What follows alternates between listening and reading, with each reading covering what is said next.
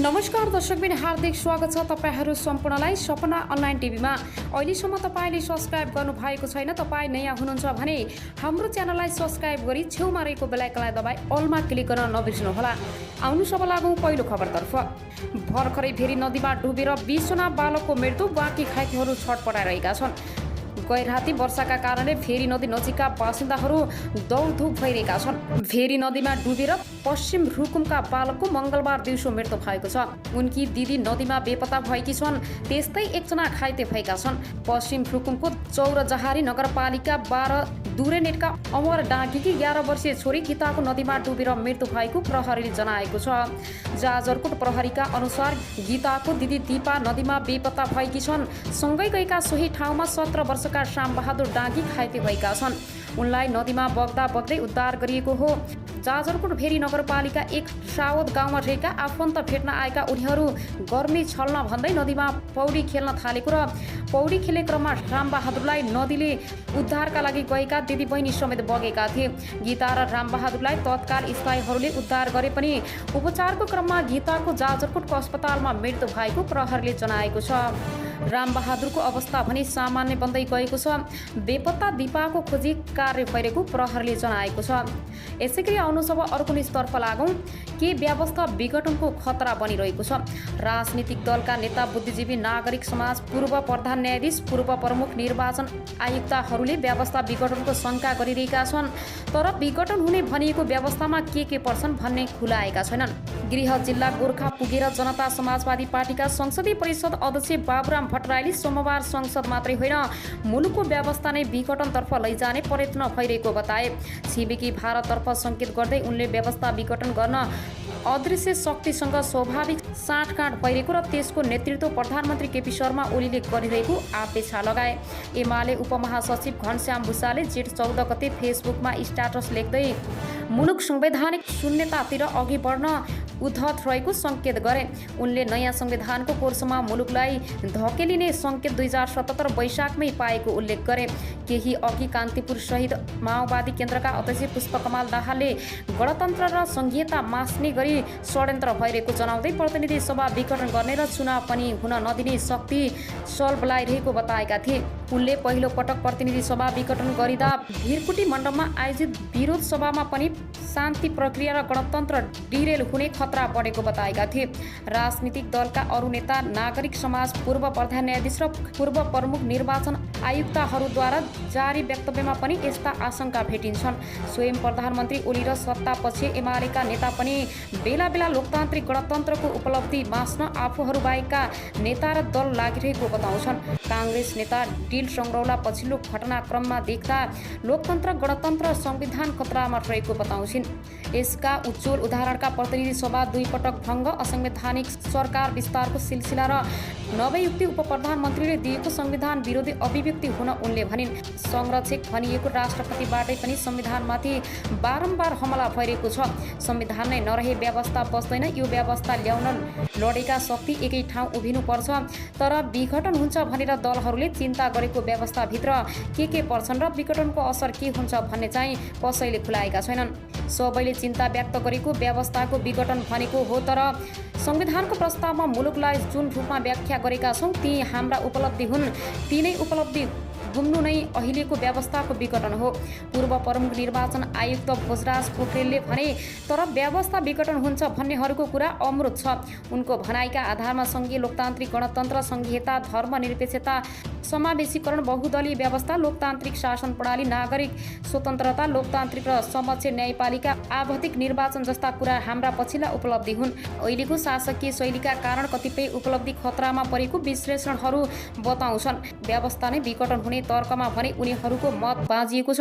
प्राध्यापक चैतन्य मिश्र दलहरूको व्यवहारका कारण शंका गर्ने ठाउँ भए पनि जनताले ल्याएको व्यवस्था जनता बाहेक अरूले परिवर्तन गर्न नसक्ने धारणा राख्छन्। अहिले मुलुकमा जे भइरहेको छ त्यसले बेला बेला हिचकिचाउने होइन, तर लोकतान्त्रिक व्यवस्था खतरामा छ भन्नेलाई लाग्दैन। उनले भने, खतरामा परेको संकेत हुने बित्तिकै जनता जाग्छन्। व्यवस्थाको माया जनता जति अरूलाई छैन। माओवादीको 10 वर्षीय सशस्त्र आन्दोलन, 2062 र 63 को जनआन्दोलनको सफलता नै हो। यो संविधान बनाउने आधार तयार पारेको हो र यही संविधानले गणतन्त्रदेखि धर्मनिरपेक्षतासम्म सुनिश्चित गरेको छ। तर दुईवटा संविधान सभामा छलफल भएर 2072 जारी हुँदै गर्दा संविधान सर्वोच्चसम्म हुन सकेन। कट्टर राजवादीले सुरुदेखि नै संविधानले राज संस्थानमाथि अन्याय गर्यो भनिरहेका छन्। लोकतन्त्रका आधारमा धर्मराउँदै जाँदा राजनीतिवादीको आवाज बलियो बन्दै गएको छ। नेपाल हिन्दू राज्य हुनुपर्छ भन्ने समूह सबै राजनीतिक दलमा छ। पछिल्लो पटक प्रधानमन्त्री ओलीमा हिन्दू धर्मप्रति अतिरिक्त मोह देखिन्छ। त्यसलाई भारतको चाहनासँग पनि जोडेर हेर्ने गरेको छ। जसपाको महन्त ठाकुर राजेन्द्र महतो समूहले संविधानलाई सशर्त स्वीकार गरेको छ। प्रधानमन्त्री ओलीसँगै सम्झौता गरेर भूमिगत राजनीति त्यागेको नेत्र विक्रम चन्द्र समूह संविधानको सन्दर्भमा जनमत सङ्ग्रह हुनुपर्छ भन्ने लाइनमा छ। प्रधानमन्त्री ओलीले पहिलो पटक प्रतिनिधि सभा विघटन गरेपछि संविधानको सख्य विरोध गर्नेहरूको आवाज उच्च भएको छ।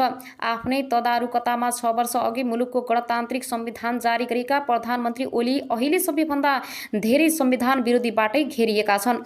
वर्ष दिन अघिसम्म कसैले भन्दैमा संविधान संशोधन हुन नसक्ने अभिव्यक्ति दिने गरेका ओली संविधान संशोधनका लागि कार्यदल बनाउन सहमत भएका छन्। उनको वरिपरि हुनेहरूले पनि संविधानको समीक्षा र पुनर्लेखनको कुरा उठाउन थालेका छन्। माओवादी केन्द्रबाट एमालेमा गएका पूर्व शहरी विकास मन्त्री प्रभु शाहले संवैधानिक गम्भीर समीक्षा गर्नुपर्ने बेला आएको बताएका छन्। संविधानका गलत प्रावधानहरू सुधार गर्न गम्भीर समीक्षा गर्नुको सट्टा उद्देश्य शक्तिको चलखेलमा व्यवस्था सङ्कटमा परेको हौवा पिट्नु भनेको देशलाई सङ्कटको लामो सुरुङमा धकेल्नु हो। उनले भने संविधान निर्माणका तकमाधिकारहरू आत्मालोचित हुनुपर्छ। देश र जनताको दिगो हितमा केन्द्रमा राखेर संविधानको पुनर्लेखन गरिनुपर्छ। संविधानप्रति मधेसमा देखिएको असन्तुष्टि शाहले अभिव्यक्त गरेका छन्। कार्तिक 2072 संविधान जारी गर्दा नेपालको उपलब्धिलाई नोट मात्रै गरेको भारतको सबलाहाट पोहोर कार्तिक यता व्यापक छ। एकातिर परिवर्तनलाई स्वीकार नगरेकाहरू एकाएक अगाडि सर्ने र अर्कोतिर मुलुकलाई व्यवस्थित बनाउने संवैधानिक संयन्त्रमाथि प्रधानमन्त्रीले नै थावा बोल्नाले व्यवस्था विघटन हुने शङ्का बढेको लेखक एवं विश्लेषक हरि शर्माको भनाइ छ। हामी हल्लाको पछि लागिरहेका छौँ। संवैधानिक आयोगहरूलाई भर्ती केन्द्र बनाउने, राज्यका अरू सिटमा सिस्टम कमजोर बनाएर आफू बलियो बन्न खोज्ने, आफू कमजोर हुने अवस्था आउँदा प्रतिनिधि सभा नै भङ्ग गरिदियो, यो त सङ्केत हो नि। उनले भने जसपाको एउटा समूहसँग भएको सम्झौता अनुसार संविधान संशोधनका लागि बन्ने कार्यदलले कतै छलफल त गर्छ होला, केही नभए पनि संविधान यस्तो हुनुपर्छ, उनले उस्तो हुनुपर्छ भनेर संविधान विरोधीहरूको आवाज बलियो बन्दै जान सक्ला। परिवर्तित व्यवस्था स्थापित नहुँदै विवादित हुँदा फाइदा कसलाई हुन्छ?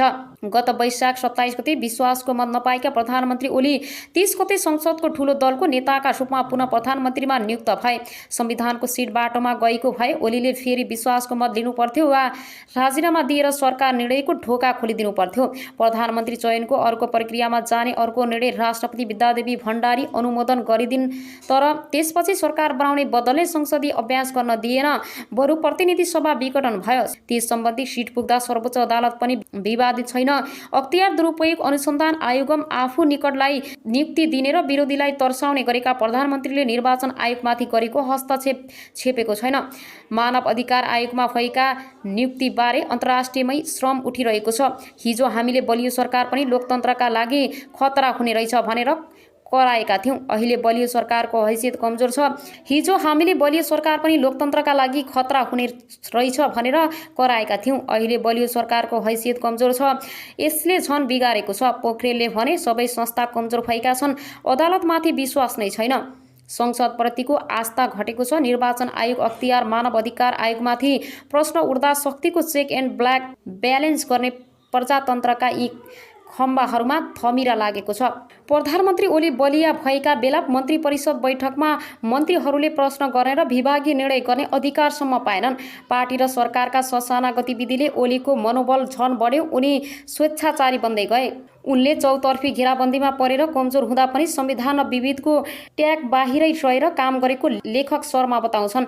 अहिले शासकहरूको गतिविधि हेर्दा व्यवस्था फत्क्यो भन्दा भन्दै फत्किहाल्ने सङ्केत देखिन्छ। उनले भने विश्वासको सङ्कट नेपाली समाजमा छ। विश्वास उठेपछि फेरि ल्याउन गाह्रो हुन्छ। सरकार प्रमुख र राष्ट्र प्रमुखले संविधान बाहिर गएर गरेका कतिपय निर्णयले संविधानलाई निरीह बनाएको छ। शक्ति सन्तुलन गर्ने संवैधानिक निकाय सम्बन्धी प्रधानमन्त्रीको नियन्त्रण बाहिर नहुँदा व्यवस्था धर्मर हुन शङ्का बढेको हो। यस्तो बेला दृश्य अदृश्य शक्तिले टाउको उठाउँदा शासक स्वेच्छाचारी र विपक्षी निरही बनेको विश्लेषण संविधानविद विपिन अधिकारीको पनि छ। तर यी समस्या नेताहरूकै नियतले सिर्जना भएको उनी बताउँछन्। हाम्रा व्यवस्थामा जुन खालको प्रयोग भएको छ त्यसमा टिप्पणी गर्नुपर्ने धेरै ठाउँ छन्। संविधानमा लेखेका कुरा अक्षर पालना गर्ने तत्परता र सत्ता पक्षमा छ न त प्रतिपक्षमा नै अधिकारीले भने। तर यति नै कारणले हाम्रो व्यवस्था कसरी उल्टिन्छ त्यो उल्ट्याउन धेरै ताकत चाहिन्छ। धेरै निर्वाचनमा जनताले अधिकार प्रयोग गरेर यो व्यवस्था ल्याएका हुन् कि यो व्यवस्था काम छैन भनेर सेना नै अघि आउनु पर्यो, त्यो सम्भावना छैन। सेना लोकतन्त्रको दायराभित्रै छ। यसै गरी फेरि पनि तपाईँहरूको माझमा नयाँ नयाँ न्युजहरू ल्याएर उपस्थित हुने नै छु। सपना अनलाइन टिभीलाई लाइक, कमेन्ट, सेयर, सब्सक्राइब गरी साथै छेउमा रहेको बेल आइकनलाई दबाई अलमा क्लिक गर्न नबिर्सनुहोला भन्दै अहिलेलाई भने तपाईँहरूको माझबाट बिदा हुन चाहन्छु। हस्त नमस्ते।